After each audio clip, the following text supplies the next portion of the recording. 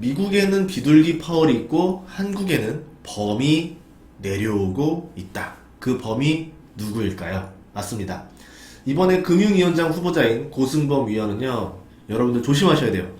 철학이 한결같고요, 굳건하고 날릴 것 같아요. 그의 선택이 맞다라고 하면 대한민국 금융은 다른 나라와 다르게 더 건전해질 것이고, 추후에 다른 나라들이 유동성 부작용을 겪을 때 대한민국은 오히려 앞으로 나갈 수 있을 겁니다. 반대로 그의 선택이 틀리게 되면은 다른 나라는 오지 않을 경기 침체가 대한민국만 와서 최악의 경우에 한국만 스태그플레이션의 길을 갈 수도 있다라는 거죠. 물론 어쩔 수 없는 선택을 하고 있다라는 것도 제가 이따 설명을 드릴 거예요. 이거는 어떤 금융위원장이 온다 하더라도 지금의 상황이 이러하니까 선택지가 많지는 않습니다. 하지만 또 하필 또 이렇게 됐기 때문에 어떤 분인지 그리고 어떠한 정책을 낼 건지 한번 예상을 해보도록 하겠습니다. 고승범 금융위원장 후보자가 어떤 실적을 낸 사람인지를 알면은 어떠한 정책을 할지를 가늠해 볼 수가 있어요. 우선 아버지 고병호 씨는 공직에 있다가 쌍용중공업 사장, 쌍용투자증권 사장, 증권거래소 이사장, 건설부 장관, 동아건설 회장을 지내신 분입니다. 그분의 아들이 고승범 금융위원장 후보자죠.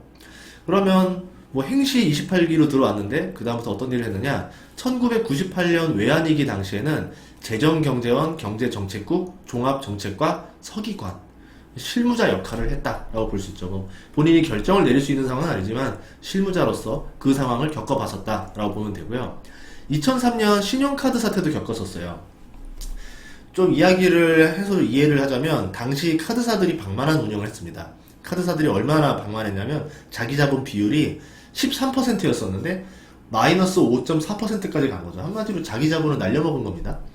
이 당시 때 카드채가 90조였었고요. 근데 90조 중에서도 다 단기채, 단기 안에 갚아야 되는 채권들이었었고, 또 그때 북핵 문제가 터져가지고 최고조에 이르면서 해외 차입도 중단 직전까지 몰렸던 시기. 채권은 갚아야 되는데 기간은 얼마 안 남았고 해외에서는 돈도 안 빌려주는 아주 어려운 상황이었죠. 거기다가 여기저기 신용 불량자 수가 계속 늘고 있었던 상황이었습니다. 그래서 정부가 1차, 2차 종합 대책을 냈는데 연회비 면제 혜택도 축소하고 무이자 할부도 중단시키고 가맹점 수수료 면제도 중단하고 현금 서비스도 제한하는 등 규제를 강하게 들어갑니다. 그리고 카드사 부채를 국가가 어느 정도 흡수를 해줬었어요. 다른 카드사 같은 경우는 대주주가 적극적으로 대응해가지고 그냥 은행이라던가 이런 데 모기업으로 다 들어갔었습니다. 삼성 같은 경우는 삼성카드한테 5조를 지원했었고요. 그런데 이제 하나가 뭐냐면 LG카드였었어요. LG카드는 그룹에서 지원이 좀 부족했었는데 그렇게 시간이 지나다 보니까 이제 결국 문제가 터지는 거죠. 개인 투자자 중심으로 카드채를 발행해서 자금을 조달했었던 LG카드가 결국은 부실이 우려가 되면서 자금 조달에 어려움을 겪게 되고 이제 SOS를 치게 됩니다. 이를 처리하는 것이 이제 문제가 됐던 시절. 그때 이제 금감위 비은행 감독과장이 고승범 후보자거든요. 이때 굉장히 복잡했던 시기예요. 제2의 IMF라고 이제 불리는 시기였는데 SK글로벌 분식회계 사태 그리고 카드채 사태 이 두 가지가 터지면서 굉장히 어려웠던 시절이 2003년이었다 이렇게 보시면 됩니다. LG카드가 이제 부도가 나게 되면은 채권이 디폴트가 떨어지고 그럼 채권 시장이 붕괴가 되고 주가가 급락을 할 거예요. 그러면 2금융권도 부실해지고 2금융권이 부실해지면 시중은행 1금융권 대출도 부실해질 거고 신용불량자가 급증해버리겠죠. 그 당시 때 채권 2004년에 신용불량자 숫자만 382만 명이었는데 만약에 LG카드 디폴트까지 나버리면은 신용불량자가 85만 명이 더 늘어날 것이다. 이런 우려를 했었습니다. 거기에 이제 LG 같은 경우는 LG카드를 포기해버립니다. 그래서 채권단한테 이게 넘어갔었죠. 굉장한 어둠의 터널을 지나던 시절이 2003년, 2004년이다 보시면 되는데요. 어쨌든 다음에 흑자가 났어요. 이제 그렇게 되고 어찌저찌 살리면서 2007년에 신한금융이 LG카드를 사들였고 그게 지금 신한카드다 이렇게 보시면 됩니다. 이때 교훈을 생각한다라고 하면 자산 건전성이 얼마나 중요한지를 알게 하는 사건이었다는 거죠.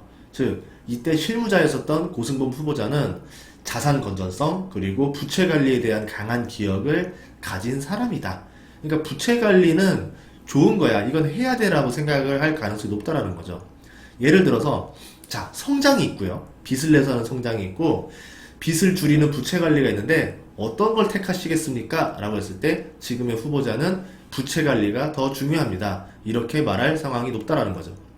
최근 금융위 관계자의 말을 빌리자면 현재 상황이 2003년 카드 사태 때랑 비슷해서 신용 불량자가 급증하기 직전의 상황과 꽤 비슷하다라고 말을 했어요.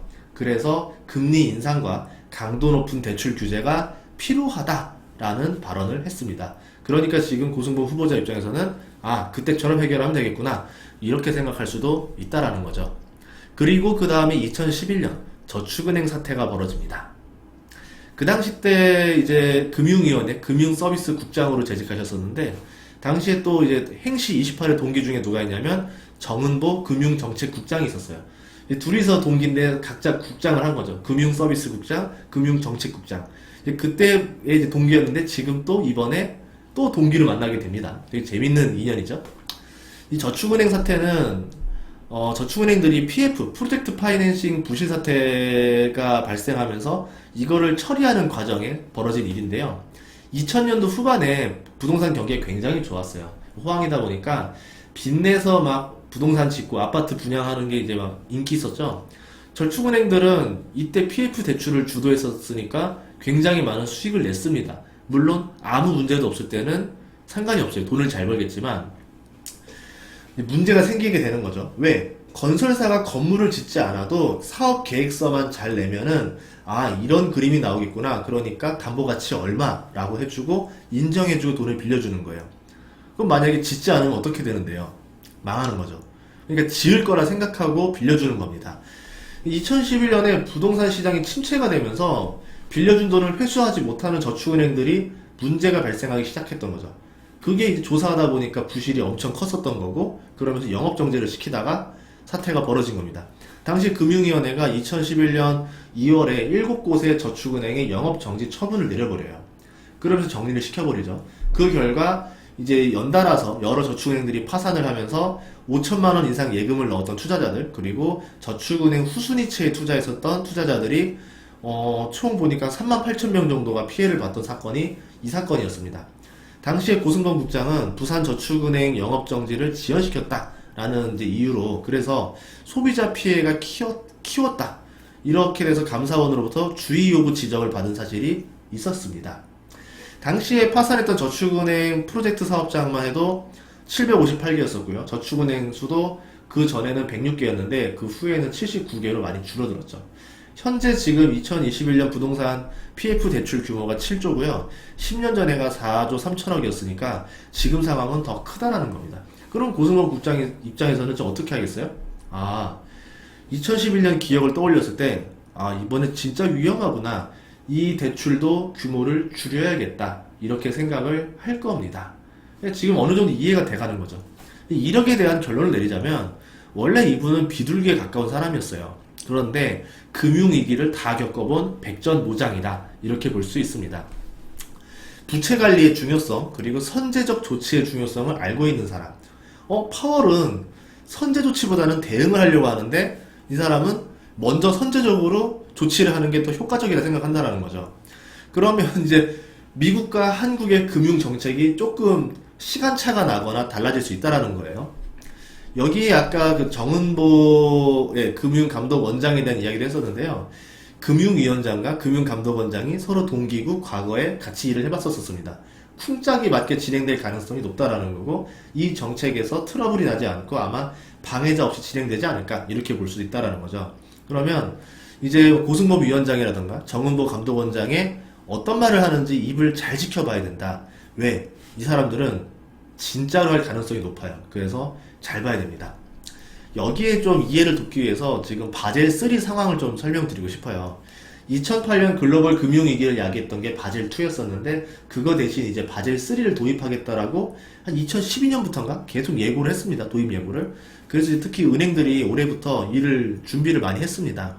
바젤3는 뭐냐면 은행들이 위기 상황에 더 잘 대응할 수 있도록 이제 규제를 하는 걸 말하는 건데 뭐 간단히 이야기하자라고 하면 만약의 사태를 대비해서 유동성을 더 확보해라 라고 보시면 됩니다. 그렇게 하기 위해서는 언제든지 현금화할 수 있는 자산을 확보해야 될 거고요. 그렇게 되면 이게 나중에 위기 상황이 벌어졌을 때 구원군으로 등장하기가 좋겠죠. 그럼 이런 자산은 무엇일까? 언제든지 현금화할 수 있는 자산. 보통 수익성이 높진 않겠죠. 그래서 바젤 3를 하다 보면은 은행의 수익성 하락에 영향을 줄 수밖에 없다. 이렇게 보시면 되고요. 그리고 IMF의 주범이었던 단기채가 있는데 은행들이 단기채로 돈을 빌려와서 고객들한테 빌려주지 마라. 아무래도 1년 이상의 그러니까 장기로 돈을 빌려서 위기 상황에 대출 연장이 거절돼가지고 은행이 유동성 위기에 빠지는 일이 없도록 해라. 이런 규제가 바젤 3 규제입니다. 그러면 단기로 빌리는 것보다 장기로 빌리는 건 그만큼 상대 쪽이 리스크를 지니까 더 비싼 이자를 내라는 얘기가 되겠죠. 결국은 이 얘기는 뭐냐면 은행이 유동성 위기에 빠지진 않겠지만 수익성은 어느 정도 저하될 수 있다. 이렇게 보시면 됩니다. 뭐 결론적으로 나는 언제든지 돈을 지급할 수 있는 거고요. 은행은 언제든지 돈을 지급할 수 있고 돈을 당장 갚지도 않아도 되는 비율이 늘었기 때문에 뭐 은행은 건전해지니까 어떻게 보면 나중에 위기 상황이 됐을 때 나쁘지 않겠다라고 볼 수 있어요. 그리고 바젤 3에 들어가는 게 맞죠. 선진국이라고 하면은 그래서 이제 들어가는 게 맞았는데 그동안 우리나라가 계속 버티고 버텼던 것도 있었습니다. 근데 차라리 이참에 들어가서 차라리 우리나라도 금융이 굉장히 선진국적인 수준에 올라와 있다는 걸 보여주는 것도 나쁘지 않겠다라는 생각을 해요. 어쨌든 이 규제가 지금의 은행들 대출 중지 사건에도 어느 정도 연관이 있다. 이렇게 보시면 되겠죠.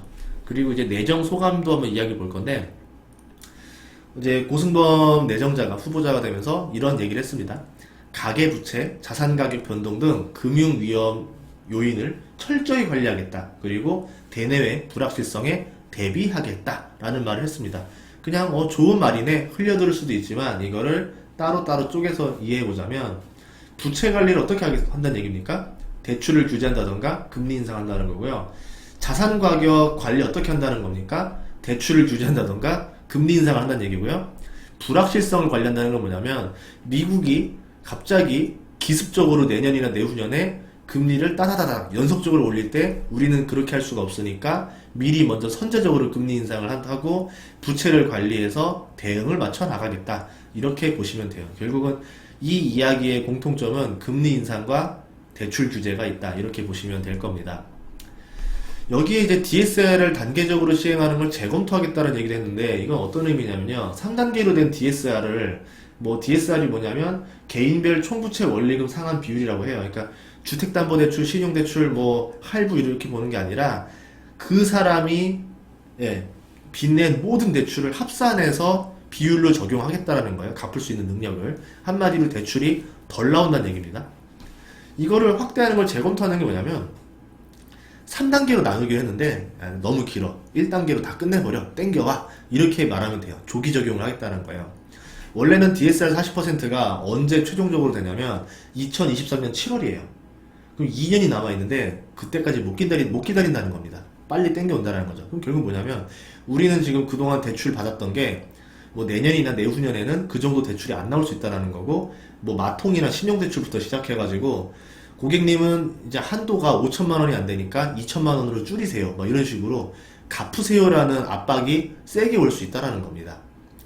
현재는 부동산 규제 지원만 하고 있어요. 시가 6억 초과 주택 구입할 때 DSR 40% 적용하는 것밖에 없고 2단계가 내년 7월에 총 대출액 2억 이상일 때 들어가고 내후년 7월에는 총 대출액 1억 이상일 때 들어간다는 건데 이게 좀 앞당겨지지 않을까. 아마 3단계 이상 2단계가 합쳐져서 내년 7월에 그냥 3단계가 바로 오지 않을까 좀 이렇게 생각을 해봅니다.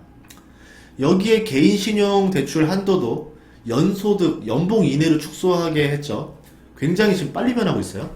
보통 신용대출은 사람들 마이너스 통장 1년짜리를 많이 쓰거든요. 은행에 따라서 1.2배라던가 2배까지 나옵니다.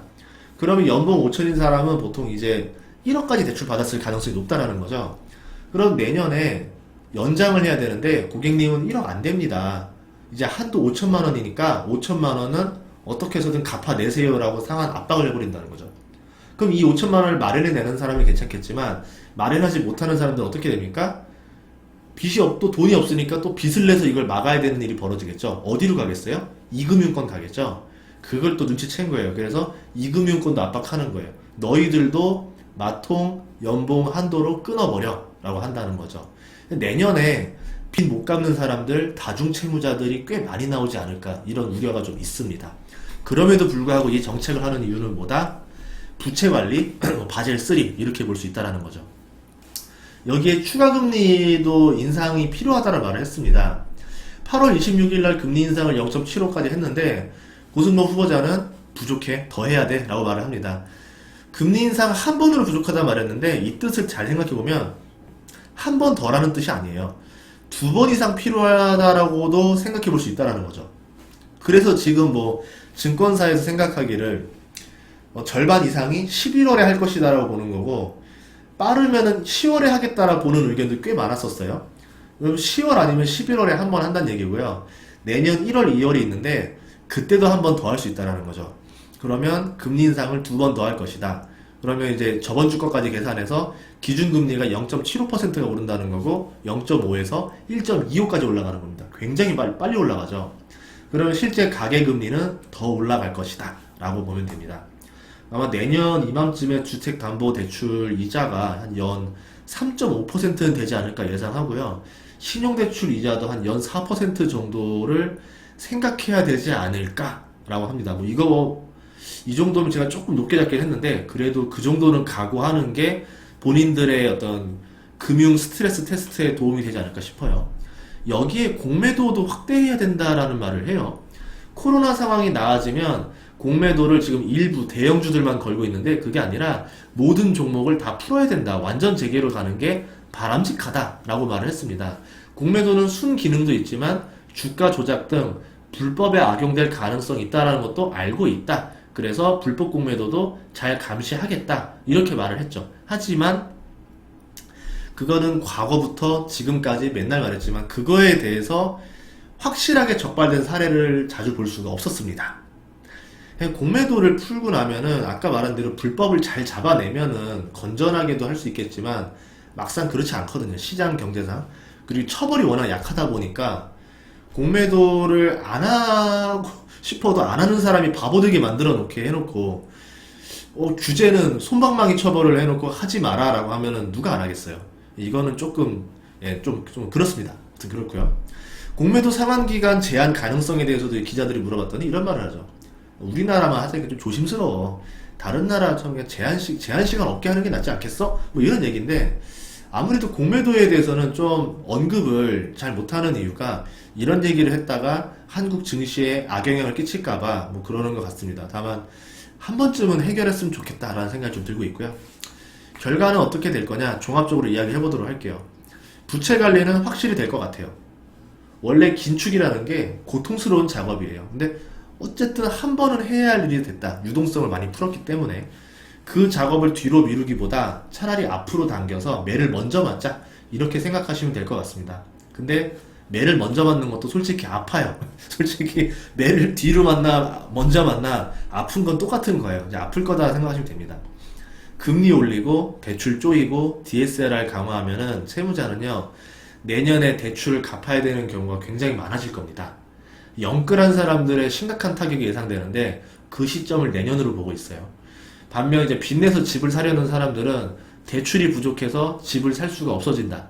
그러니까 대출 거래가 현저하게 떨어지지 않을까라는 생각을 합니다. 대출 이자는 올랐지만 월급이 별로 안 오를 가능성이 높겠죠. 내년에도. 소비 위축도 많이 우려가 되고요. 대신에 금리 인상이라던가 대출 규제, 상환 압박, 여유 자금도 축소되는 상황, 이자 부담 증가, 이런 것들 때문에 전세 가격이라던가 매매 가격 상승이 우리가 기대했던 것보다는 좀 낮아질 가능성이 높다라고 볼 수 있을 것 같습니다. 그럼 해법은 무엇이 있느냐? 부채 관리가 고통스럽지 않을 수가 없어요. 하지만 진통제처럼 덜 아프게 할 수 있는 방법도 있습니다. 분명히 알 거예요. 그러니까 물가를 잡은 상태에서 소득이 늘어나면은 부채를 관리한다 하더라도 국민들이 받을 고통은 많이 줄어들어요. 즉 수출 경기가 활성화돼야 돼요. 그러니까 세계 경기가 좋아야 됩니다. 그러면서 기업도 투자가 늘어나고 고용이 늘어나고 내수가 살아나야 돼요. 그러면 임금도 늘어나게 됩니다. 그럼 대출이자를 갖고도 사람들이 여윳돈이 생기니까 소비가 늘어나고 투자가 늘어나요. 그러면 당연히 증시나 부동산, 사업들이 좋아지겠죠. 그러면 금융 규제가 온다 하더라도 우리는 긍정적인 방향으로 갈 수 있다. 이렇게 볼 수 있습니다. 부작용이 무엇이 있느냐? 그런데 임금이 늘면서 저물가를 유지하는 게 쉽지 않다는 거죠. 왜? 파월이 비둘기잖아요. 우리 파월 생각해야 됩니다. 한국만 생각하면 안 돼요. 넓게 보셔야 돼요. 물가 상승을 용인했습니다. 파월이. 월가는 원자재를 다시 들어 올릴 가능성도 꽤 높아졌어요. 그러면 금리를 올리고 대출을 규제했는데 물가가 떨어지지 않는 상황을 맞이할 수도 있다. 이렇게 보는 거죠. 이런 가능성을 고려하게 되면은 당장은 한국 주식보다 미국 주식 비중을 늘리는 전략이 조금 더 나아 보여요. 한 1년 정도 당장 봤을 때는. 한국 주식도 국내 내수 비중이 높은 기업보다는 차라리 그냥 수출 비중이 높은 기업이 차라리 날 수 있다라고도 볼 수 있고요. 아니면 물가 상승분 이상을 고객에게 전달할 수 있는 필수 소비재 기업들 또는 아예 서비스 기업들, 애초에 뭐 원가라는 게 원자재에 대한 영향을 받지 않는 기업들, 이런 것들처럼 안전한 선택을 하는 방법도 우리는 생각을 해봐야 된다. 이렇게 정리하고 싶습니다. 앞으로 계속 뭐 시황이 빠르게 변동되고 있어서 아마 시황에 대한 이야기들은 자막 없이 제가 그냥 이야기로 풀어야 될 것 같습니다. 대신에 최대한 그날 나온 이슈는 그날 풀어서 설명해 드리도록 할 테니까요. 구독과 좋아요 좀 부탁드리겠습니다. 감사합니다. 다음 시간에도 좋은 정보로 찾아뵙도록 하겠습니다. 고맙습니다.